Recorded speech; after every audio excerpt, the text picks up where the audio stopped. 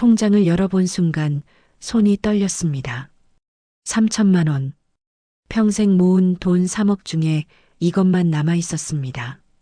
은행 직원이 건넨 거래 내역서를 보는데 눈앞이 캄캄해졌습니다. 작년 가을부터 조금씩, 아주 조금씩 빠져나간 흔적들. 출금 날짜마다 아들의 얼굴이 떠올랐습니다. 아버지, 집 계약금 좀 급해서요. 아버지, 중도금 납부일이. 아버지, 잔금은 제가 대출받아서 처리할게요. 그렇게 믿었습니다. 내 아들이 거짓말을 할 리 없다고. 40년을 버스 기사로 일하며 모은 돈, 퇴직금까지 합쳐서 간신히 만든 3억 원. 그 돈으로 아들 내외가 신혼집을 마련한다기에 기꺼이 내줬습니다. 명의는 누구 앞으로 하니? 그때 며느리 수진이가 웃으며 말했습니다. 아버님, 요즘은 부부 공동 명의로 하는 게 좋대요. 그래서 난 고개를 끄덕였습니다. 부부가 함께 사는 집인데 당연한 거 아닌가 싶었죠. 아들 민수도 옆에서 그게 세금도 덜 나온대요라고 거들었고요. 그런데 오늘 동네 부동산에서 우연히 들은 이야기. 그 집 명의가 며느리 단독이라는 겁니다. 아니, 박민수 씨 집 말씀이세요? 그거 부인분 단독 명의로 나왔던데요. 제가 직접 등기 처리했거든요. 부동산 사장의 말에 귀를 의심했습니다. 공동 명의라며? 며느리 혼자 이름이라고? 집으로 돌아오는 길이 참 멀게 느껴졌습니다. 11월에 찬바람이 목덜미를 파고들었지만 추운 줄도 몰랐습니다. 머릿속은 온통 그 생각뿐이었죠. 왜 거짓말을 했을까? 왜 숨겼을까? 현관문을 열고 들어서니 집은 텅 비어 있었습니다. 아내가 세상을 떠난 지 2년. 이 넓은 30평 아파트에 나 혼자 살고 있습니다. 벽에 걸린 아내 사진이 나를 내려다보고 있었습니다. 여보, 내가 잘못한 걸까요? 대답은 없었습니다. 다만 사진 속 아내의 미소만이 예전 그대로였습니다. 소파에 주저앉아 천장을 올려다봤습니다. 형광등 불빛이 눈부셨습니다. 언제 바꿨는지도 모르겠네요. 요즘은 이런 것도 잘 기억이 안 납니다. 68배 나이가 이렇게 서글픈 줄 몰랐습니다. 핸드폰이 울렸습니다. 아들이었습니다. 아버지, 저 오늘 야근이에요. 주말에 들를게요. 그래, 그래라. 끊고 나니 더 허전했습니다. 물어보고 싶었습니다. 왜 거짓말을 했냐고. 그 집이 정말 며느리 혼자 이름이냐고. 하지만 입이 떨어지지 않았습니다. 혹시 오해일지도 모른다는 생각, 아니면 아들한테 서운하다는 말을 들을까봐 겁이 났던 걸지도 모르겠습니다. 밤이 깊어갔습니다. 잠은 오지 않고 과거만 자꾸 떠올랐습니다. 민수가 태어났던 날, 70년대 초였죠. 산부인과 문 앞에서 담배를 피우며 기다리던 기억이 생생합니다. 간호사가 나와서 아드님입니다라고 했을 때의 그 벅찬 감정. 처음 안아본 아들의 무게. 3kg도 안 됐던 그 작은 생명. 이놈아, 아버지가 평생 너만 보고 살 거다. 그렇게 다짐했었습니다. 버스 운전은 고된 일이었습니다. 새벽 4시에 일어나 5시 첫 차를 끌었죠. 승객들의 짜증과 교통체증, 허리와 어깨의 통증. 하지만 견딜 수 있었습니다. 집에 돌아가면 아들이 아빠하고 달려오곤 했으니까요. 아내는 식당에서 설거지 일을 했습니다.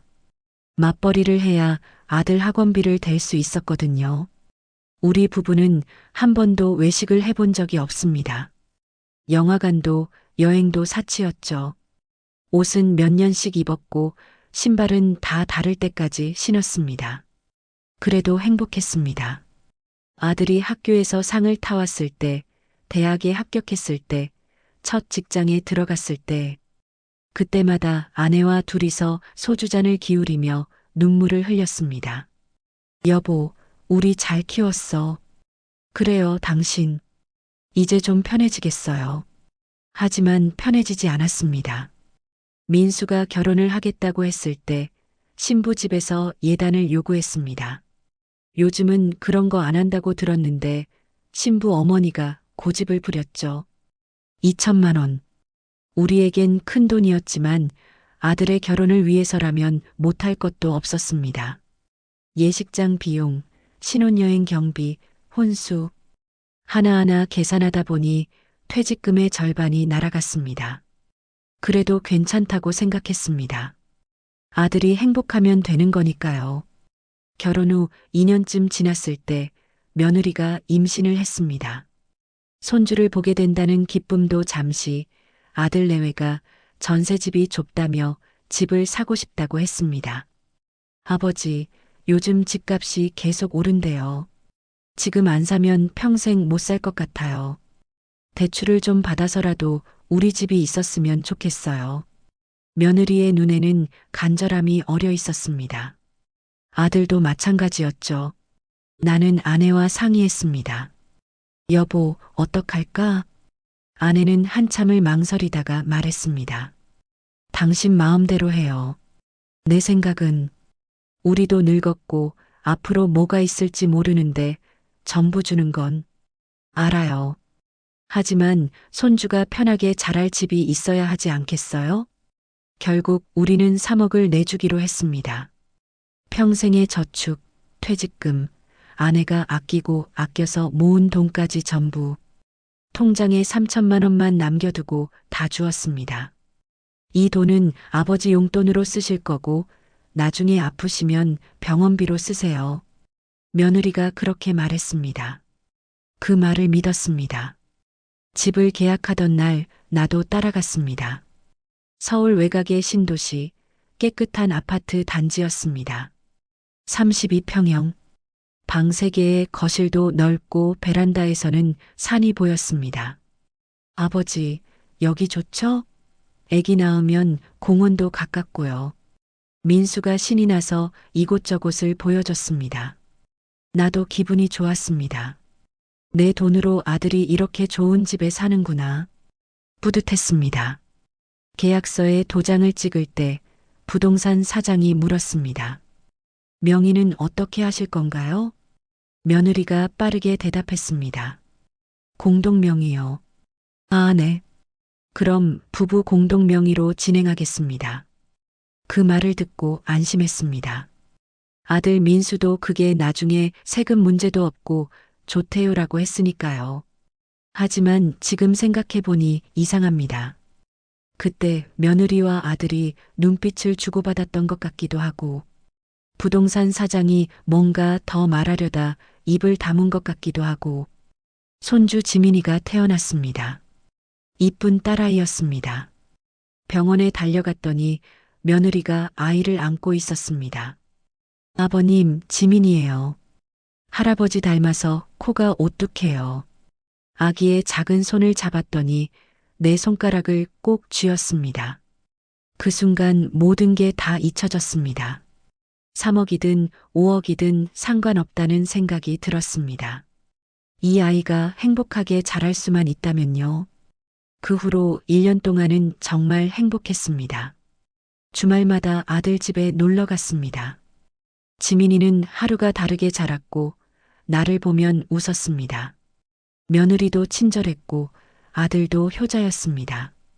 아버지, 오늘 제가 고기 구워드릴게요. 아버님, 이거 아버님 드시라고 샀어요. 몸에 좋은 거래요. 그러다 변화가 시작됐습니다. 아내가 쓰러진 겁니다. 갑작스러운 뇌출혈이었습니다. 아침에 일어나 아침밥을 차리던 아내가 갑자기 주저앉았습니다. 구급차를 불러 병원에 갔지만 의식을 회복하지 못했습니다. 보호자분, 최선을 다하겠지만 각오는 하셔야 할 것 같습니다. 의사의 말에 하늘이 무너지는 것 같았습니다. 중환자실 밖에서 기다리는 동안 아들이 왔습니다. 며느리도 함께였죠. 아버지, 어머니 상태가 어떻대요? 잘 모르겠다. 의사가 심각하다는데 며느리가 걱정스러운 표정으로 말했습니다. 아버님, 병원비는 괜찮으세요? 중환자실 비용이 만만치 않은데. 그때는 그 말이 고마웠습니다. 며느리가 우리 형편을 걱정해 주는구나 싶었으니까요. 괜찮아. 통장에 3천 있으니까. 그것만으로 될까요? 치료가 길어지면. 아들이 며느리를 제지했습니다. 수진아, 지금 그런 얘기할 때야? 아니, 그게 아니라 혹시 모르니까 대비를 해야 할 것 같아서. 아내는 일주일을 버티지 못하고 세상을 떠났습니다. 마지막 순간에도 의식을 회복하지 못했습니다. 손을 잡고 있던 내 손을 꼭 쥐어주지도 못한 채 그냥 갔습니다. 장례식장에는 많은 사람들이 왔습니다. 아내의 친구들, 우리 동네 사람들, 버스 회사 동료들, 모두들 조의금을 내고 갔습니다. 3일장을 치르는 동안 나는 정신이 없었습니다. 장례를 끝내고 집에 돌아왔을 때 집은 더 넓고 텅 비어 보였습니다. 아내의 옷, 아내가 쓰던 물건들, 아내 냄새가 밴 이불, 모든 게 나를 울렸습니다. 아들은 일주일에 한 번 정도 들렀습니다. 처음엔 자주 오더니 점점 뜸해졌죠. 아버지, 회사 일이 너무 바빠서요. 아버님, 지민이가 요즘 아파서 병원 다니느라. 이해했습니다. 젊은 사람들 바쁜 거 알죠? 나도 그 나이 때는 그랬으니까요. 그러다 어느 날 민수가 조심스럽게 말을 꺼냈습니다. 아버지, 혹시 이 집 처분하실 생각 없으세요? 뭐, 이 집을? 네, 아버지 혼자 사시기엔 너무 크잖아요. 관리도 힘드시고, 작은 집으로 옮기시면 어때요? 그럼 나는 어디 가서 살라고? 저희 집 근처에 원룸이나 작은 빌라 구하시면 그게 나으실 것 같아서요. 며느리도 거들었습니다. 아버님, 혼자 사시기엔 여기가 너무 넓잖아요. 청소도 힘드시고, 우리 근처로 오시면 저희가 자주 뵐 수도 있고요. 그 말을 듣는 순간 뭔가 이상했습니다. 왜 갑자기 이런 얘기를 하는 걸까? 이 집은 너희 어머니랑 30년을 산 집이야. 여기서 너도 자랐고, 내가 여기를 왜 나가야 하니? 그게 아니라, 아버지 건강도 생각하셔야죠. 혼자 계시니까 식사도 제대로 안 하시고, 내가 밥은 알아서 해먹는다. 그날 이후로 분위기가 이상해졌습니다. 아들이 올 때마다 넌지시 집 얘기를 꺼냈습니다. 아버지, 요즘 집값이 많이 올랐대요. 이 집도 팔면 꽤 나올 텐데, 이걸 팔아서 뭐 하게? 그 돈으로 편하게 사시면 되죠. 노후 자금도 생기고요. 나는 고개를 저었습니다. 난 여기서 살 거다. 이 집이 좋아. 며느리의 얼굴이 굳어졌습니다. 아들도 더 이상 말하지 않았죠. 그리고 오늘 부동산에서 들은 그 말. 며느리 단독 명예. 잠에서 깼을 때는 새벽 3시였습니다. 온몸이 땀으로 젖어 있었습니다. 악몽을 꾼 것 같은데 기억이 나지 않았습니다. 화장실에 가서 찬물로 얼굴을 씻었습니다. 거울 속의 내 얼굴이 낯설었습니다. 언제 이렇게 늙었나 싶었습니다. 거실로 나와 소파에 앉았습니다. 어둠 속에서 혼자 앉아 있으니 온갖 생각이 다 들었습니다. 혹시 내가 오해하는 걸까? 공동명의라는 게 며느리 이름으로도 나올 수 있는 걸까? 부동산 사장이 착각한 걸까? 하지만 마음 한구석에서는 알고 있었습니다. 뭔가 잘못됐다는 걸. 다음 날 아침 나는 결심했습니다. 직접 확인해 보기로요. 등기소에 갔습니다. 민수네 집 주소를 적어서 등기부등본을 떼었습니다. 직원이 건네준 서류를 받아드는 손이 떨렸습니다. 천천히 내용을 읽어 내려갔습니다. 소유자 김수진. 집은 단독 소유. 취득일자 2022년 10월. 그 밑에 근저당권 설정 내역도 있었습니다. 1억 5천. 며느리 이름으로 대출을 받은 겁니다. 다리에 힘이 풀렸습니다. 벤치에 앉아 한참을 멍하니 있었습니다. 공동 명의가 아니었습니다. 아들 이름도 없었습니다. 오직 며느리 혼자 내가 준 3억. 그 돈으로 산 집이 며느리 것이라는 말입니다. 내 아들은 그 집에 아무런 권리가 없다는 뜻이었습니다. 왜 그랬을까? 왜 거짓말을 했을까? 집으로 돌아오는 길에 아들한테 전화를 걸었습니다. 민수야, 저녁에 시간 되니? 아, 아버지. 오늘은 좀 어려울 것 같은데요. 꼭 만나야겠다. 중요한 얘기가 있어. 무슨 일이세요? 전화로는 안 되겠다. 만나서 얘기하자. 목소리에서 뭔가 느꼈는지 민수가 잠시 망설이다 대답했습니다. 알겠습니다. 퇴근하고 갈게요. 저녁 7시쯤 현관 초인종이 울렸습니다. 아들이었습니다. 혼자 왔더군요. 아버지, 무슨 일이세요? 괜찮으세요? 들어와서 앉아라. 거실 소파에 마주 앉았습니다. 나는 가방에서 등기부등본을 꺼내 탁자 위에 놓았습니다. 이게 뭐니? 민수가 서류를 집어들더니 얼굴이 하얗게 질렸습니다. 아버지, 이건 내가 공동명의라고 했지? 근데 여기엔 수진이 이름만 있구나. 내 이름은 없고. 침묵이 흘렀습니다. 시계 초침 소리만 똑딱똑딱 들렸습니다. 아버지, 설명드릴게요. 설명? 뭘 설명하게? 내가 준 3억으로 산 집이 며느리 혼자 이름이라는 걸? 그게 아니라 수진이 직장 때문에 그렇게 된 거예요. 직장? 네, 수진이가 공무원이잖아요. 공무원은 재산 신고를 해야 하는데 공동 명의보다 단독 명의가 여러모로 유리하대요. 말이 되는 소리였을까요? 아닐 겁니다. 하지만 아들은 계속 말을 이었습니다.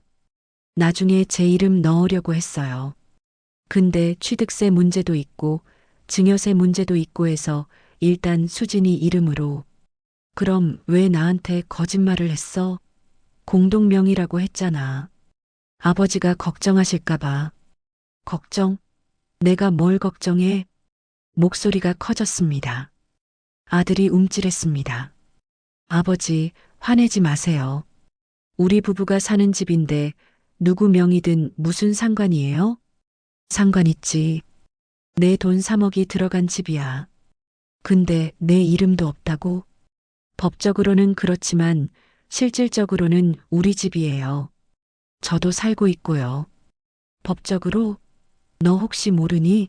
나중에 이혼이라도 하면 그 집은 수진이 혼자 차지하는 거야.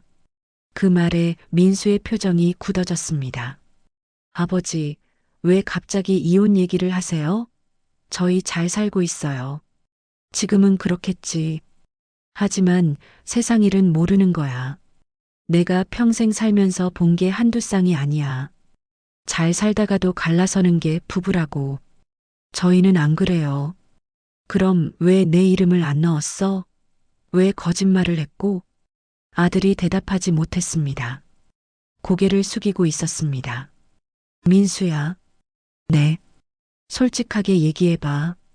수진이가 그러자고 한 거지? 아버지한테 거짓말 마라. 내가 그렇게 약삭 빠른 애가 아니잖아. 한참 후에 아들이 작은 목소리로 말했습니다. 수진이가 나중에 문제될 수 있으니까 일단 본인 이름으로 하자고 했어요. 무슨 문제? 만약에 아버지가 나중에 돈 더 달라고 하시면 어떡하냐고. 순간 귀를 의심했습니다. 뭐? 내가 돈 더 달라고? 아버지가 그러실 리 없다는 건 저도 알아요. 근데 수진이가 자기 친구 중에 그런 경우가 있었대요. 시아버지한테 돈 빌려줬다가 계속 달라고 해서 더 듣고 싶지 않았습니다. 손을 들어 아들을 제지했습니다. 그만해라. 아버지, 나가라. 아버지, 오해해요. 수진이도 아버지 생각해서 나가라고 했다. 아들이 일어섰습니다. 현관으로 가다가 뒤돌아봤습니다. 아버지, 제가 며칠 후에 다시 올게요. 그때 차근차근 얘기해요. 대답하지 않았습니다. 문 닫히는 소리가 들렸습니다. 혼자 남았습니다. 텅 빈 거실에 나 혼자 밤새 잠을 이루지 못했습니다. 아들의 말이 머릿속을 떠나지 않았습니다. 아버지가 돈 더 달라고 하시면 내가 그런 사람으로 보였을까? 며느리 눈에는 내가 그렇게 비쳤을까? 평생을 성실하게 살았습니다. 남한테 손 벌린 적도 없고 빚도 지지 않았습니다. 아들한테 준 돈도 주는 거지 빌려준 게 아니었습니다. 그런데 며느리는 나를 믿지 못한 겁니다. 나중에 더 달라고 할까봐 집을 자기 이름으로 해둔 거였습니다. 그리고 아들은 그걸 알면서도 나한테 거짓말을 한 겁니다. 며칠이 지났습니다. 아들한테서 연락이 왔습니다. 아버지, 주말에 수진이랑 같이 갈게요. 얘기 좀 합시다. 그래. 토요일 오후 아들 내외가 왔습니다. 지민이는 데리고 오지 않았더군요. 거실 소파에 나란히 앉은 두 사람을 보니 묘한 기분이 들었습니다. 마치 내가 적이라도 된 것처럼 둘이 한편이 돼서 나를 마주하고 있는 것 같았습니다. 며느리가 먼저 입을 열었습니다. 아버님, 오해가 있으신 것 같아서 왔어요. 오해? 네. 제가 집을 제 명의로 한 건 정말 세금 문제 때문이었어요. 공무원이라 재산 신고를 해야 하는데 공동 명의보다 단독 명의가 유리하다고 해서 그건 민수한테 들었어. 그럼 이해하시는 거죠? 이해? 내가 뭘 이해해야 하지? 며느리의 눈빛이 차갑게 식었습니다. 아버님, 저희한테 돈 주신 건 증여하신 거잖아요. 증여는 돌려달라고 하는 게 아니에요. 그 말에 가슴이 철렁했습니다. 내가 언제 돌려달라고 했니? 그럼 왜 이렇게 명예 문제를 따지시는 거예요? 따지는 게 아니라 너희가 나한테 거짓말을 했잖아. 공동명의라고 했으면서 내 혼자 이름으로 했으니까 서운한 거지. 거짓말이라니요. 나중에 민수 오빠 이름 넣으려고 했던 거예요. 다만 지금은 세금 문제 때문에 같은 말을 반복하고 있었습니다. 세금, 재산 신고, 공무원. 그런 이유들로 포장했지만 본질은 다른 데 있었습니다. 나를 믿지 못한다는 것. 수진아. 네. 솔직하게 얘기해보자. 내가 집을 내 이름으로만 한 건 나중에 내가 뭐라고 할까봐 그런 거지. 며느리가 당황한 표호로 아들을 쳐다봤습니다. 오빠한테 얘기했어요? 아들이 난처한 표정을 지었습니다. 수진아, 아버지가 물으시니까.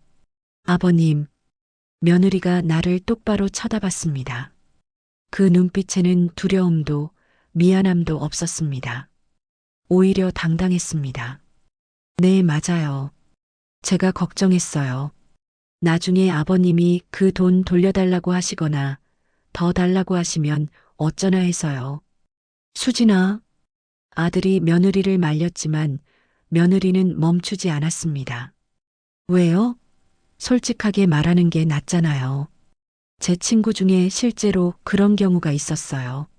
시댁에서 집 살 때 돈 보태줬다가 나중에 그걸 빌미로 계속 간섭하고 돈 더 달라고 하고 나는 그런 사람이 아니야. 그건 지금은 모르는 거잖아요. 사람 마음이 어떻게 변할지 칼로 베는 것 같은 말이었습니다. 수진아, 내가 너희한테 준 돈은 증여야. 돌려받을 생각도 없고 더 달라고 할 생각도 없어. 다만 뭐요? 다만 내 아들 이름이 그 집에 없다는 게 마음에 걸려.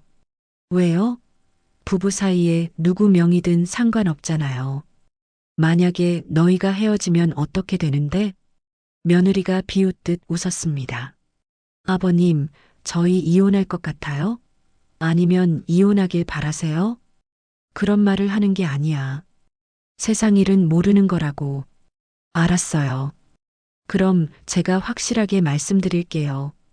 며느리가 가방에서 서류 한 장을 꺼냈습니다. 이게 뭐냐? 각서예요. 제가 써왔어요. 만약 저희가 이혼하게 되면 그 집의 반은 민수 오빠한테 주겠다는 내용이요. 서류를 받아들고 읽어봤습니다. 정말 그런 내용이 적혀 있었습니다. 아래에는 며느리의 도장까지 찍혀 있었습니다. 이게 법적 효력이 있는 거냐? 당연히 있죠. 공증도 받을 수 있어요. 아들이 끼어들었습니다. 아버지, 이 정도면 됐죠? 수진이도 성의를 보이는 거잖아요. 성의라는 말이 귀에 걸렸습니다. 이게 성의인가?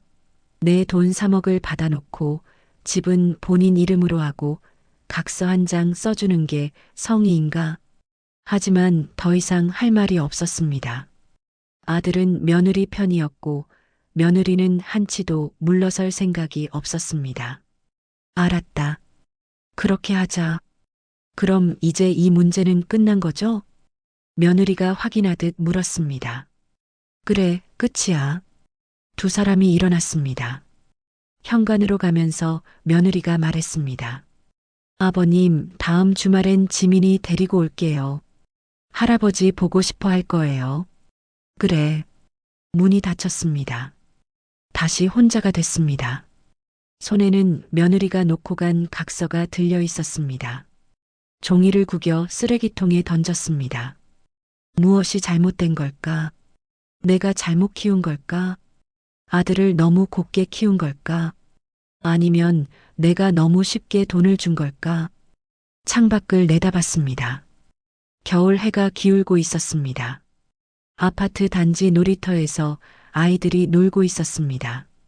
한 아이가 미끄럼틀에서 내려오다 넘어졌습니다. 엄마가 달려가 아이를 일으켜 세웠습니다. 민수가 어렸을 때 생각이 났습니다. 저 놀이터에서 놀다가 넘어져서 무릎이 까진 날. 내가 달려가 업고 집으로 왔죠. 아내가 약을 발라주면서 괜찮아. 금방 나으라고 달래던 모습. 그때는 좋았습니다. 아들이 다치면 우리가 아팠고 아들이 웃으면 우리도 기뻤습니다. 그렇게 단순했던 시절. 언제부터 이렇게 복잡해진 걸까? 언제부터 돈이 가족 사이를 갈라놓게 된 걸까? 그날 밤 오랜만에 아내 꿈을 꿨습니다. 아내가 웃으며 말했습니다. 여보, 왜 그렇게 슬픈 얼굴을 하고 있어요? 당신이 보고 싶어서. 나도 보고 싶어요. 하지만 당신은 아직 거기서 할 일이 남았잖아요. 무슨 일? 민수 잘 챙겨줘요. 우리 아들 아직 어리잖아요. 어리긴. 이제 애 아빠야. 그래도 우리한텐 아들이잖아요. 아내가 내 손을 잡았습니다. 따뜻했습니다. 여보, 너무 서운해하지 마요. 민수도 나름대로 힘들 거예요. 힘들긴 뭐가 힘들어. 내 돈 받아서 집 사놓고 그것도 부담이었을 거예요. 아버지한테 그렇게 큰 돈을 받은 게 무슨 소리야? 생각해봐요. 3억이면 당신 평생 모은 돈이잖아요. 그걸 받은 민수 마음이 편했겠어요? 처음으로 그런 생각을 해봤습니다. 아들 입장을. 그래도 거짓말은 하지 말았어야지. 그것도 겁이 났던 거예요. 만약 나중에 당신한테 뭐라고 들을까봐. 내가 뭐라고 해? 당신은 안 그럴 거 알아요. 근데 수진이는 몰랐겠죠. 시아버지가 어떤 분인지. 아내의 말이 가슴에 스며들었습니다. 여보, 조금만 더 기다려줘요. 시간이 지나면 다 알게 될 거예요. 당신이 얼마나 좋은 분인지. 그렇게 말하고 아내가 사라졌습니다. 눈을 떴습니다. 새벽 4시. 창밖은 아직 어두웠습니다. 베개가 눈물로 젖어 있었습니다. 며칠이 지났습니다. 아들한테서 연락이 왔습니다. 아버지, 다음 주말에 지민이 데리고 갈게요. 그래. 아버지, 그리고 죄송해요. 전화 너머로 아들의 목소리가 떨리고 있었습니다. 뭐가? 거짓말한 거요. 처음부터 솔직하게 말씀드렸어야 했는데. 됐어. 지나간 일이야. 아버지, 민수야. 네. 너 행복하냐? 갑작스러운 질문에 아들이 잠시 침묵했습니다. 네, 행복해요. 그럼 됐다. 아버지는 그것만 있으면 돼. 아버지, 사랑해요. 나도. 전화를 끊었습니다. 마음이 조금 편해졌습니다. 아들의 사과가 진심이었다는 걸 느낄 수 있었습니다. 그리고 그 주말, 정말 손주를 데리고 왔습니다. 할아버지, 지민이가 현관에서부터 소리쳤습니다. 팔을 벌리고 달려왔습니다. 안아 올렸더니 내 목을 꼭 껴안았습니다. 할아버지, 보고 싶었어요. 할아버지도 보고 싶었지. 아들과 며느리도 들어왔습니다. 며느리의 표정이 전과는 달랐습니다. 조금 부드러워 보였습니다. 아버님, 제가 음식 좀 해올게요. 냉장고에 있는 거 보니까 반찬이 별로 없으시더라고요. 아니야, 괜찮아. 아니에요. 제가 할게요. 며느리가 부엌으로 갔습니다. 아들이 지민이랑 놀아주는 동안 나는 부엌을 슬쩍 들여다봤습니다. 며느리가 냉장고를 열고 이것저것 꺼내고 있었습니다. 상한 음식은 버리고 재료를 다듬고 있었습니다. 수진아.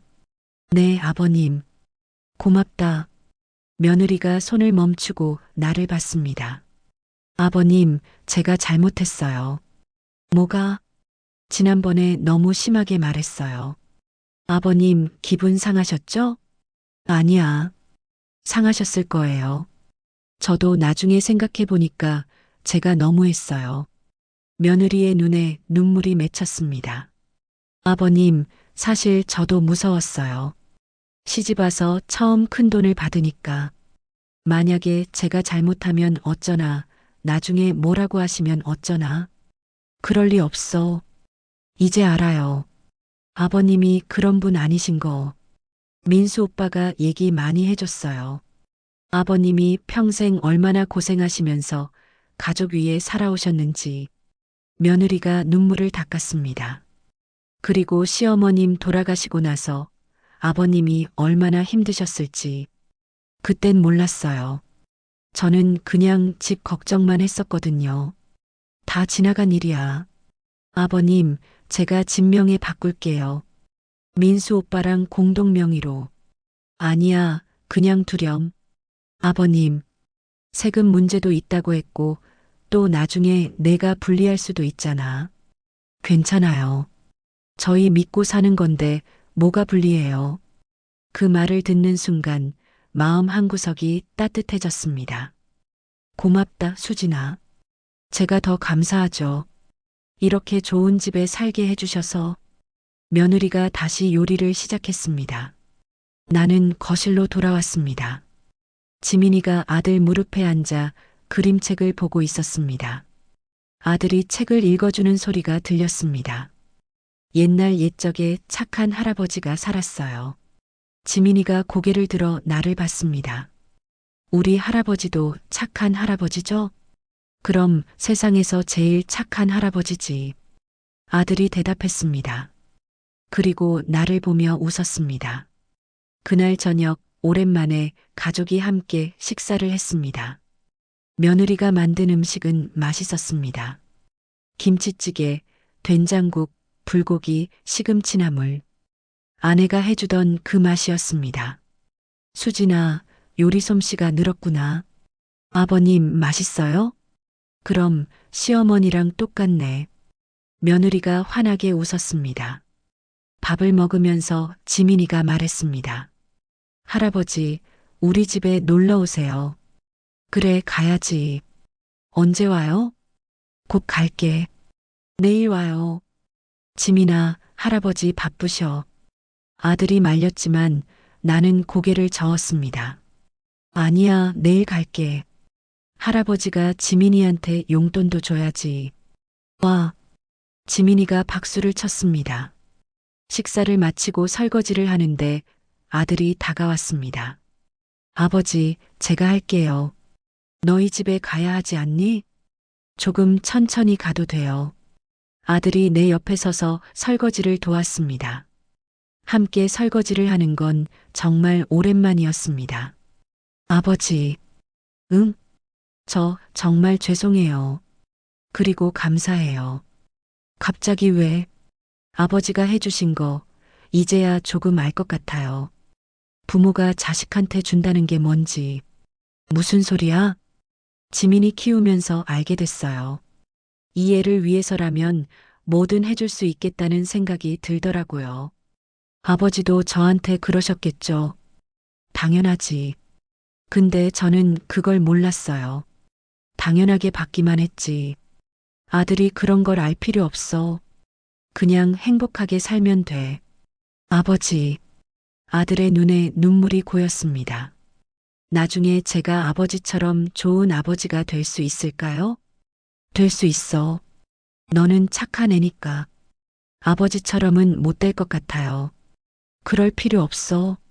너는 내 방식대로 하면 돼. 설거지를 마치고 일회용 수건으로 손을 닦았습니다. 거실에서는 며느리가 지민이 옷을 입히고 있었습니다. 아버님, 저희 갈게요. 내일 봬요. 그래, 조심해서 가거라. 현관에서 신발을 신으면서 며느리가 말했습니다. 아버님, 혹시 저희 집 근처로 이사 오실 생각 없으세요? 왜? 자주 뵐 수 있잖아요. 지민이도 할아버지 자주 보면 좋아할 거고요. 생각해 볼게. 정말요? 그럼 제가 괜찮은 집 좀 알아볼게요. 아버님 혼자 사시기 좋은. 수진아. 네. 고맙다. 아니에요. 제가 더 감사하죠. 문이 닫히고 나서도 한참을 서 있었습니다. 복도에 남은 지민이의 웃음소리가 들리는 것 같았습니다. 혼자 남은 집은 여전히 넓고 조용했지만 전처럼 쓸쓸하지는 않았습니다. 며칠 후 부동산에서 연락이 왔습니다. 며느리가 부탁했던 모양입니다. 내 집 근처에 괜찮은 빌라가 나왔다고요. 아버지, 한번 보러 가실래요? 집도 깨끗하고 관리비도 저렴해요.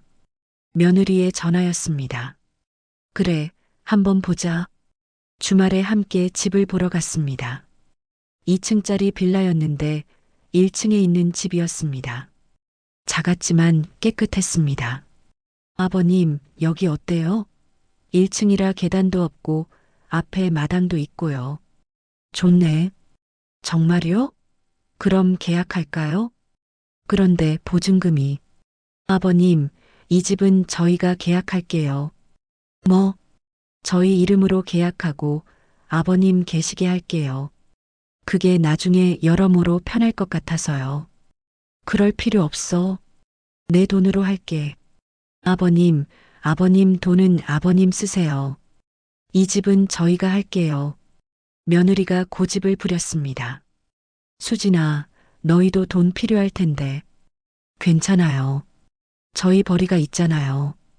그리고 며느리가 잠시 망설이더니 말했습니다. 아버님이 저희한테 해주신 게 얼마나 큰지 이제 알아요. 이 정도는 당연한 거예요. 가슴이 뭉클했습니다. 고맙다. 아버님, 이 집으로 이사 오시면 저희가 자주 올게요. 지민이도 매일 보러 오고요. 그래, 그러자. 한 달 후, 나는 새 집으로 이사했습니다. 30년을 살던 아파트를 떠나는 건 쉽지 않았지만 새로운 시작이라는 생각이 들었습니다. 이사하던 날 아들 내외가 와서 도와줬습니다. 짐을 옮기고 가구를 배치하고 커튼을 달았습니다. 아버지, 여기가 침실이고 여기가 거실이에요. 주방은 작지만 아버지 혼자 쓰시기엔 충분해요. 그래, 좋다. 짐을 다 풀고 나니 저녁이 됐습니다. 며느리가 음식을 해왔습니다. 아버님, 이사 첫날인데 라면 먹을 순 없죠. 제가 미역국 끓여왔어요. 고맙구나. 함께 둘러앉아 미역국을 먹었습니다. 지민이도 와서 같이 먹었습니다. 할아버지, 새 집 좋아요? 그럼 할아버지 좋아. 나도 여기서 자도 돼요? 그럼 언제든지 와. 식사를 마치고 아들 내외가 돌아간 후 나는 작은 마당에 나가 앉았습니다. 겨울밤 하늘에 별이 빛나고 있었습니다. 찬바람이 불었지만 춥지 않았습니다. 여보, 보고 있어요? 하늘을 향해 중얼거렸습니다. 우리 잘 될 것 같아요. 민수도, 수진이도, 지민이도 다 잘 될 거예요. 바람이 불어왔습니다. 마치 아내가 대답하는 것 같았습니다. 그날 밤 오랜만에 편안하게 잠들었습니다. 그 후로 1년이 지났습니다. 나는 새 집에 적응했습니다. 작지만 편했습니다. 아들 내외는 일주일에 한두 번씩 들렀고 지민이는 거의 매일 왔습니다. 할아버지, 놀아요. 지민이와 마당에서 공놀이를 하거나 그림을 그리거나 책을 읽어줬습니다. 그 시간이 참 행복했습니다. 어느 봄날 며느리가 조심스럽게 말했습니다. 아버님, 저희가 집명에 바꿨어요. 응? 민수 오빠랑 공동 명의로요. 어제 등기 마쳤어요. 서류를 보여줬습니다. 정말 아들과 며느리 공동 명의로 바뀌어 있었습니다. 꼭 그렇게 안 해도 됐는데. 아니에요. 이게 맞는 거예요. 저희 둘 다 이름이 있어야죠. 고맙다, 수진아. 아버님이 고마우시죠. 저희한테 이렇게 큰 선물 해주셔서. 며느리가 내 손을 잡았습니다. 아버님, 제가 처음엔 잘 몰랐어요. 아버님 마음을. 근데 이제는 알아요. 이게 얼마나 큰 사랑인지. 아니야, 당연한 거지. 당연하지 않아요. 평생 모은 돈을 자식한테 다 주는 게 쉬운 일이 아니잖아요. 그 말에 눈시울이 뜨거워졌습니다. 나는 그냥 너희가 행복했으면 좋겠어서.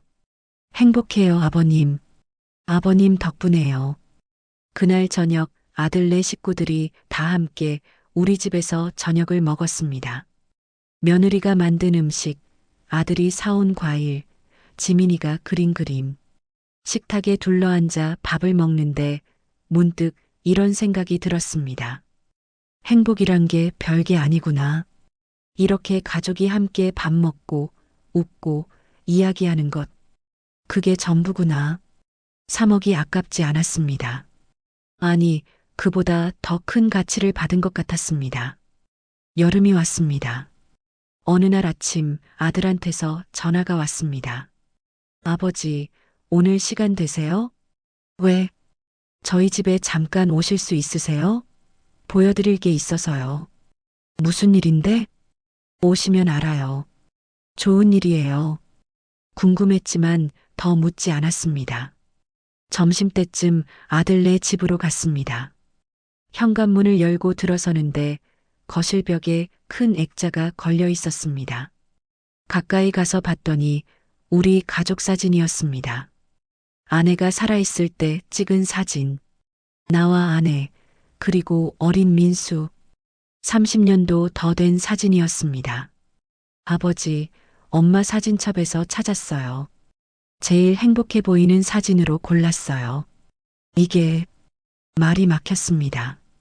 사진 속의 우리는 정말 행복해 보였습니다.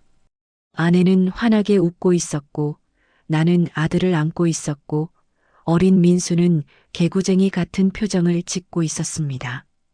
아버지, 이 집은 아버지가 만들어주신 거잖아요. 그래서 여기에 아버지, 어머니 사진을 걸어두고 싶었어요. 가슴이 뭉클했습니다. 그리고 며느리가 옆에 있는 작은 액자를 가리켰습니다. 이건 지민이가 그린 거예요. 할아버지 그림이래요. 어설픈 크레파스 그림이었지만 나를 그린 게 분명했습니다. 웃고 있는 할아버지 그림. 예쁘지요? 지민이가 며칠 동안 그렸어요. 고맙다. 더 이상 말을 잇지 못했습니다. 눈물이 나올 것 같았습니다. 아버지, 앉으세요. 제가 커피 타드릴게요. 아들이 나를 소파에 앉혔습니다. 거실 여기저기를 둘러봤습니다.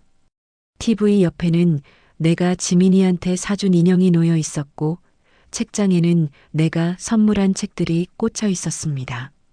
벽에는 우리 가족 사진. 이 집이 정말 우리 집처럼 느껴졌습니다. 아버지, 여기가 아버지 집이기도 해요. 아들이 커피를 건네며 말했습니다. 무슨 소리야? 이 집은 아버지가 만들어주신 거잖아요. 그러니까 아버지 집이기도 한 거예요. 언제든지 오세요. 여기는 아버지 집이에요. 민수야. 아버지, 제가 이제야 알았어요. 아버지가 왜 그 돈을 주셨는지. 단순히 집을 사라고 주신 게 아니라 우리 가족이 함께할 공간을 만들어 주신 거잖아요. 아들의 말에 고개를 끄덕였습니다. 그래, 그거였어. 너희 가족이, 우리 가족이 함께 모일 수 있는 곳. 그게 필요했어. 아버지 덕분에 우리가 이렇게 살고 있어요. 정말 감사해요. 며느리도 옆에 앉았습니다. 아버님, 저도 처음엔 몰랐어요. 이게 얼마나 큰 의미인지. 근데 이제는 알아요. 아버님이 주신 건 돈이 아니라 사랑이었다는 거요. 수진아, 저도 나중에 지민이한테 그렇게 해줄 수 있을까요? 아버님처럼 아무 조건 없이 사랑을 줄 수 있을까요? 할 수 있어. 부모는 다 그래. 아버님처럼은 못할 것 같아요. 아버님은 정말 대단하세요. 세 사람이 함께 앉아 커피를 마셨습니다. 창밖으로 여름 햇살이 쏟아져 들어왔습니다. 따뜻했습니다. 그날 오후 지민이가 유치원에서 돌아왔습니다. 할아버지, 달려와서 안겼습니다. 할아버지, 오늘 유치원에서 그림 그렸어요. 선생님이 우리 가족 그리래서 할아버지도 그렸어요. 그래, 할아버지도 그렸어? 네, 할아버지는 우리 가족이잖아요. 그 말이 가슴을 파고들었습니다. 그럼 할아버지는 지민이 가족이지. 할아버지, 오늘 우리 집에서 자요. 할아버지랑 같이 자고 싶어요. 지민아, 할아버지 피곤하실 텐데. 며느리가 말렸지만 나는 손을 저었습니다. 괜찮아. 할아버지가 지민이랑 자고 싶은데. 정말요? 와. 지민이가 방방 뛰었습니다. 그날 밤 지민이 방에서 함께 잤습니다. 작은 침대에 둘이 누웠습니다. 할아버지, 옛날 이야기 해줘요. 무슨 이야기? 할아버지가 어렸을 때 이야기요. 그렇게 옛날 이야기를 해줬습니다. 내가 어렸을 때 버스 기사 일을 하던 때, 지민이 아빠가 어렸을 때, 지민이는 눈을 반짝이며 들었습니다. 할아버지, 힘들지 않았어요? 힘들었지. 근데 행복했어. 왜요? 가족이 있었으니까. 지금도 행복해요? 그럼 지금이 제일 행복해. 나도 행복해요. 할아버지가 있어서요. 지민이가 내 품에 파고들었습니다. 작고 따뜻한 몸. 이 아이를 위해서라면 뭐든 할 수 있을 것 같았습니다. 3억이든 10억이든. 할아버지. 응? 할아버지 사랑해요. 할아버지도 사랑해. 지민이가 스르르 잠들었습니다. 고른 숨소리가 들렸습니다. 창밖을 내다봤습니다. 달이 밝았습니다. 여보, 우리 잘하고 있죠? 마음속으로 아내에게 물었습니다. 바람이 불어 커튼이 흔들렸습니다. 아내의 대답 같았습니다. 잘하고 있어요. 당신 덕분에 우리 가족이 이렇게 행복해요. 눈을 감았습니다. 마음이 편안했습니다. 가을이 왔습니다. 지민이 생일이었습니다. 5살. 아들네 집에서 생일 파티를 했습니다. 친구들도 왔고 며느리 부모님도 오셨습니다. 처음 만나는 사돈어른이었습니다. 아이고, 사돈어른. 처음 뵙겠습니다. 아, 네. 반갑습니다. 사돈 어르신도 나와 비슷한 나이였습니다. 함께 앉아 이야기를 나눴습니다. 사돈, 따님이 참 훌륭하게 키우셨습니다. 아니에요. 사돈께서 아드님을 잘 키우셨죠. 우리 민수가 수진이 만나서 복받았습니다. 저희 수진이가 더 복받았죠. 서로 겸손해하며 웃었습니다. 근데 사돈, 따님이 저희한테 얼마나 잘하는지 몰라요. 정말 고마워요. 그래요? 저희 수진이가요? 네, 시아버지를 친아버지처럼 대해줍니다. 사돈 어른이 흐뭇하게 웃었습니다. 그랬군요. 잘 됐네요. 사실 저희도 처음엔 걱정이 많았어요. 무슨 걱정이요? 시집가서 잘 적응할까? 시댁 어른들과 잘 지낼까? 그런 거요. 요즘 며느리 시어머니 사이가 안 좋다는 말도 많잖아요. 그건 서로가 이해하면 되는 거죠. 맞아요. 근데 사돈께서 수진이를 진짜 딸처럼 대해주신다고 하더라고요. 그게 얼마나 고마운지. 그날 파티가 끝나고 모두 돌아간 후 설거지를 하는데 며느리가 다가왔습니다. 아버님, 오늘 저희 엄마가 뭐라고 하셨어요? 응? 별 얘기 안 했는데. 아버님이 저를 잘 대해주신다고 하셨죠? 그랬나? 엄마한테 전화 왔어요. 아버님이 저를 딸처럼 대해주신다고 고마워하시래요. 당연한 건데 뭐. 아버님, 며느리가 눈물을 글썽였습니다. 제가 처음에 아버님한테 정말 못됐잖아요. 그런데도 이렇게 잘해주시니까 다 지나간 일이야. 이제 우리 가족이잖아. 네, 가족이에요. 아버님, 며느리가 나를 꼭 안았습니다. 딸이 아버지를 안는 것처럼. 아버님, 정말 감사해요. 사랑해요. 나도 사랑한다, 수진아. 그 순간 정말로 딸을 얻은 기분이었습니다. 겨울이 다시 왔습니다. 아내가 떠난 지 3년째 되는 해였습니다. 기일에 아들 내외와 함께 성묘를 갔습니다. 지민이도 데려갔습니다. 할머니, 안녕하세요. 저 지민이에요.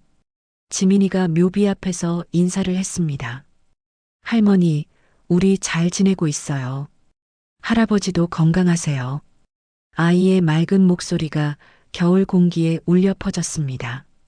성묘를 마치고 돌아오는 길에 아들이 말했습니다. 아버지, 엄마가 보고 계시겠죠? 그럼 보고 계시지. 저희가 잘 살고 있는 거요. 그래, 엄마가 제일 원하던 거야. 우리가 행복하게 사는 거 아버지 덕분이에요. 무슨 소리야? 너희가 잘해서 그렇지. 아니에요. 아버지가 없었으면 저희 이렇게 못 살았어요. 집으로 돌아와서 모두 함께 저녁을 먹었습니다. 식사를 하면서 며느리가 말했습니다. 아버님, 내년엔 지민이 동생이 생길 것 같아요.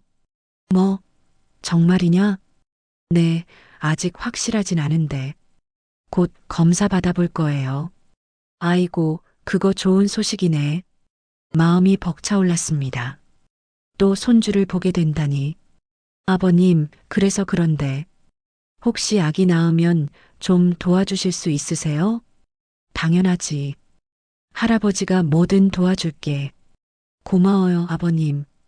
그날 밤 집으로 돌아와 침대에 누웠습니다. 천장을 보며 생각했습니다. 3억?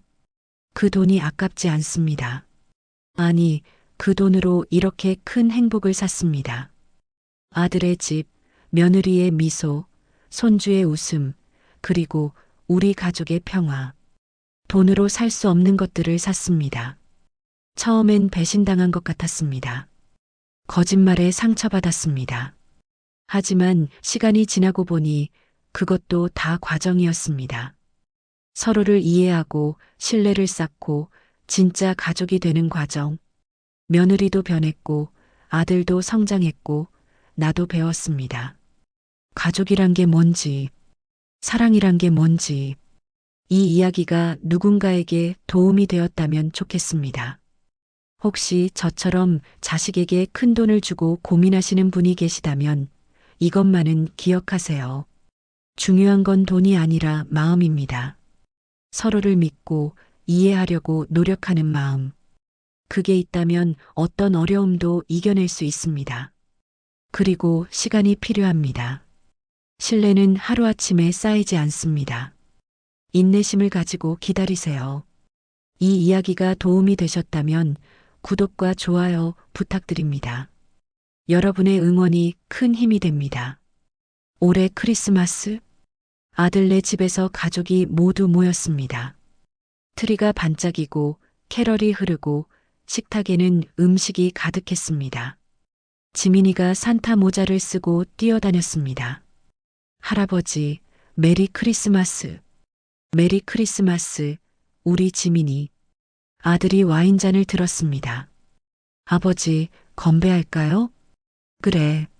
모두가 잔을 들었습니다. 우리 가족의 건강과 행복을 위해. 건배. 잔이 부딪히는 소리가 맑게 울렸습니다. 그 순간 문득 깨달았습니다. 내가 준 3억은 돈이 아니었다는 것을. 그건 씨앗이었습니다. 사랑의 씨앗, 믿음의 씨앗, 가족의 씨앗. 그 씨앗이 자라서 이렇게 큰 나무가 됐습니다. 우리 모두를 품어주는 따뜻한 나무. 창밖으로 눈이 내리기 시작했습니다. 하얀 눈이 세상을 덮었습니다. 모든 게 깨끗하고 새로워 보였습니다. 할아버지, 눈 와요. 지민이가 창가로 달려갔습니다. 할아버지, 내일 우리 눈사람 만들어요. 그래, 만들자. 큰 눈사람 만들자. 며느리가 다가와 내 옆에 앉았습니다. 아버님, 행복하세요? 그럼 너무 행복해. 저도요. 아버님 덕분에요. 우리 모두 덕분이지. 그렇게 우리는 크리스마스 저녁을 보냈습니다. 웃고 떠들고 함께 있었습니다. 그게 전부였습니다. 그게 행복이었습니다. 밤이 깊어갔습니다. 집으로 돌아오는 길 아들이 차로 데려다 줬습니다. 아버지, 조심히 들어가세요. 그래, 너도 조심해서 가고. 아버지, 응? 사랑합니다. 나도 사랑한다, 아들. 차가 떠나는 걸 보며 손을 흔들었습니다. 집에 들어와 불을 켰습니다. 작지만 따뜻한 집. 소파에 앉아 창밖을 내다봤습니다. 눈은 계속 내리고 있었습니다. 여보, 우리 잘 살았죠? 하늘을 향해 물었습니다. 대답은 없었지만 알 수 있었습니다. 잘 살았다고, 행복했다고, 그리고 앞으로도 잘 살 거라고. 눈을 감았습니다. 마음이 편안했습니다. 3억이 아깝지 않습니다. 그 돈으로 이런 행복을 샀으니까요. 세상을 살다 보면 돈 때문에 가족이 갈라서는 일이 많습니다. 하지만 진짜 가족이라면 시간이 지나면 다시 돌아옵니다. 믿음을 가지세요. 그리고 기다리세요. 사랑은 결국 이깁니다.